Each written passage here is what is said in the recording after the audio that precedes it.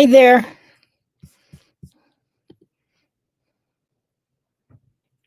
Oh my goodness. Hi there.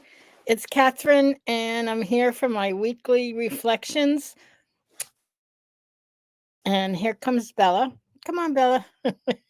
You can see that there's all kinds of dancing going on in terms of the background. But I wanted to invite you to my birthday reflections because my birthday was Friday. Oops, here comes Bella.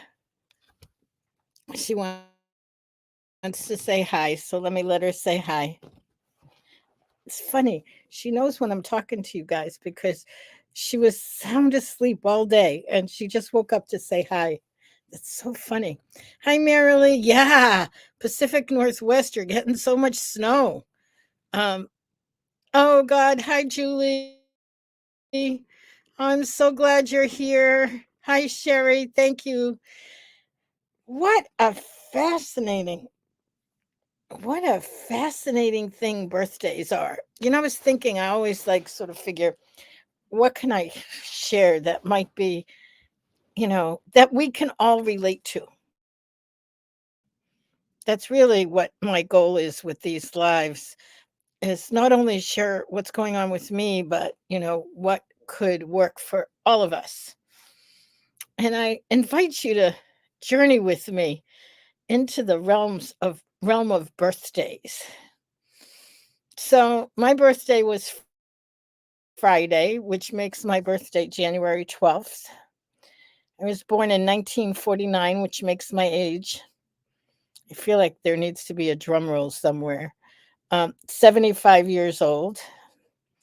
And it's hard for me. Thanks, Mary. Hi, Dottie. Yeah, the whole we're cold here in Boston too. Uh, oh my God, Julie, you're older than me. How old are you? I thought I was older than the oldest. I thought I was the oldest person on the planet, or that's what it feels like. Hi, Kathy. Hi, Tyranza. Thank you. Um, so aging, you know, it's such a mixed bag. I've been talking about being 75 for months now because it's just been looming. And I realized my glasses are glaring. I realized the reason I was talking about it is because it was something that was really hitting me deeply. So let me talk first about having a January birthday. As we know, the holidays are in December, and usually by January, at least in my family, everyone was tired of celebrating. I was like, you know, all the preparations, all the cooking, and all the eating, and all of the family time, and everything that goes into, the holidays was such that by the time my birthday rolled around, it just wasn't as big a thing as other people in the family whose birthdays were in May or June or July. And I can remember thinking, but as I look back on it, first of all, I'm a Capricorn and I wouldn't change that for anything. Capricorn is the image is a goat, an old goat that climbs the mountain and gets to the top, has persistence. And that truly is me. And I love that. I mean, there's certain things I love about myself. Sorry, you guys, I can't make the background any better. And I want to have my happy birthday. This is my birthday party. Well, one of. I've actually had a few online with friends all over. Well, first of all, thank you. So many of you sent cards and messages, and I got my house looks a little bit like a funeral home. I got so many flowers. I've got like 6 or 7 vases of flowers, which I'm loving. I love them all. Even I got beautiful, beautiful flowers from Hawaii, all the way from Hawaii. Let me see. No, they're in the other room. I was going to show them to you, but I don't want to go get them.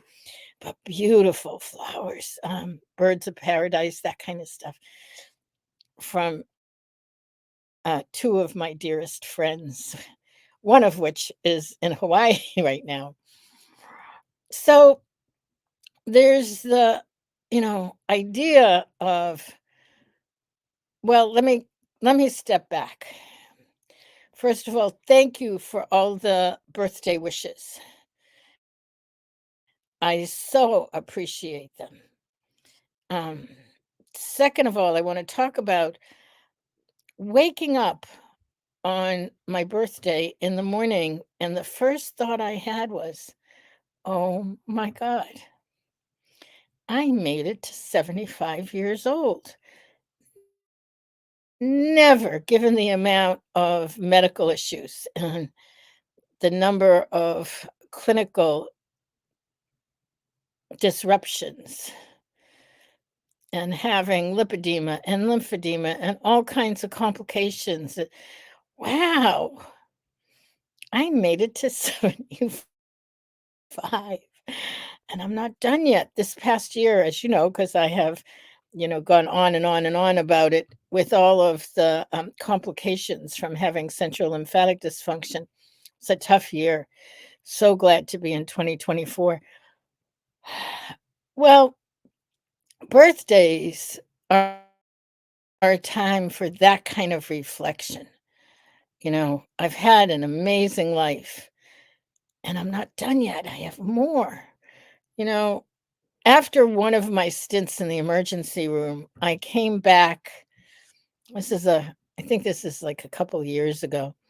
I came back and my computer was, had I swear I don't know because before I left for the emergency room, it wasn't there, but then it was saved in my computer. But it popped up and it said something to the effect, if you want to know if your mission on earth is finished, if you're alive, it isn't. And so I just laughed because I literally had just come back from the emergency room and I thought, oh, I have more work to do. So I have more work to do. And I feel like it's a blessing. It is a blessing. Um, my journey with lipedema, though not consciously chosen, has been a journey I wouldn't change.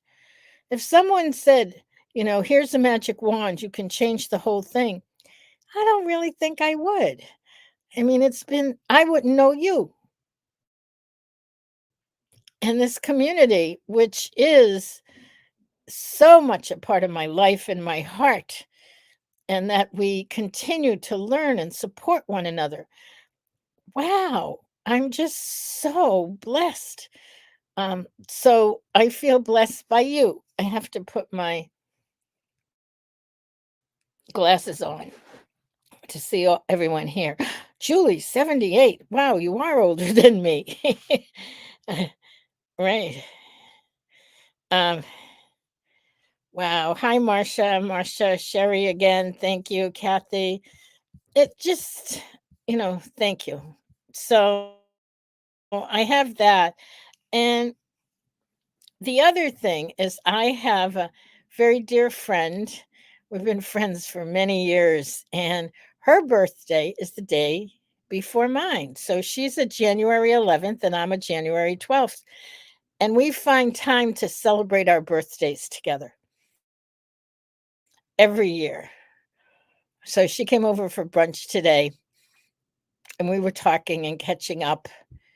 And the good news, she's the one who keeps me abreast of all the astrology around our mutual sign because we're so close and we have a lot of similar astrology. So she tells me that Pluto goes into Aquarius out of Capricorn, it's been in Capricorn for like 15 years, Pluto makes things challenging. And Pluto's about to go into Aquarius on January 20th. So then I thought, let's see, it is now the 14th. In 6 days, Pluto transitions. And so we were laughing and talking about it all. And, whether it's true or not, well, I actually do believe that there's some credence in it all. And it predicts that the next year is going to be an amazing year, challenging and amazing. And then Pluto goes retrograde, which means it goes back into Capricorn for a couple of weeks towards the end of the year, like November into December. And in the reading, in the astrology thing, it said it's a time to finish up all the loose ends. So I see this as being a fascinating year for all my work on lipedema, which is why I'm sharing this with you in this way, because I feel like I'm celebrating that I'm here. I'm celebrating that I've spent the past 12 or 13 years exploring and understanding and really gaining knowledge about what is lipedema and how does it work. I'm going to share a story with you that Dr. Carmody, many of you have met him. He was my primary care. And then when he retired, we continued to work together because together we really explored and discovered a lot about lipedema. And so he and I have, with others, co-authored a number of articles and some other things. And Dr. Carmody presented some of our research in Italy and in Germany, and is about to this coming year present it to the Obesity Society. I think it's Obesity Medicine Association, something like that. So it's been a fascinating journey. And so he was invited to give a talk here in Boston at one of the big hospitals. He's on the faculty at Harvard Medical School. So he comes well credentialed and with so much heart and compassion. So anyway, he gave a talk to the clinic at Beth Israel Deaconess Medical Center, which is one of the big, there are like 5 or 6, I think they call it the Big 5 here in Boston. Boston is an epicenter for healthcare. And so the head of the clinic had invited him because they knew he was doing all this work on lipedema. So Carmody went and gave a talk, and some months later, which is bringing us up to the conversation I had with him 2 days ago, he said that the head of the clinic said that the doctors that he presented to said that his talk had changed the way that they looked at their patients. Let me say that again, because that to me is remarkable. That he was able to represent lipedema, what it is, what it looks like, how it operates, what it's like in our bodies. And they were able to change the way that they looked at and worked with their patients. And I was, wow, that's what this work is about. It's about awareness, opening eyes, because when you know, you can't not know. When you're able to recognize that it's not lifestyle choices and simple obesity, then there's hope for another answer. So this is the kind of reflections that I've been doing this weekend, and thoroughly enjoying that it's a long weekend, that Monday is Martin Luther King Day, and celebrating the kind of freedom that he represented for all of us, those of us with lipedema included. So that's my vlog for this week. And I'm grateful.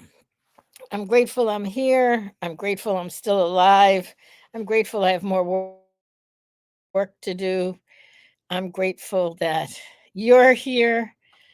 And oh my God, happy birthday. Linda just had her birthday too. Mine was Friday too. We have the same birthday, Linda. You were 61, I was 75. Hi, Julie. Thank you. Jody. Oh my God, this is wonderful. Marcia from Texas. Well, thanks, ladies. I so appreciate everything. Thanks, Julie. Julie says, you mean it's not just an internet disease? It isn't. It's a real entity, and we have proof of it now. And we'll be having more proof of it. Stay tuned. We've got so much stuff coming up in 2024. And I can't tell you all of about it now, except to say, hang in there with us because this is the year a whole lot of stuff is going to come into fruition. So, that's it. Happy birthday to me and to Linda and to everyone else who's celebrating a birthday in January and the rest of the year. And have a great whatever morning, afternoon, evening, whenever you're might be listening to this. And I'm sorry about all the blips, but it makes for an interesting view. So take care. Bye bye.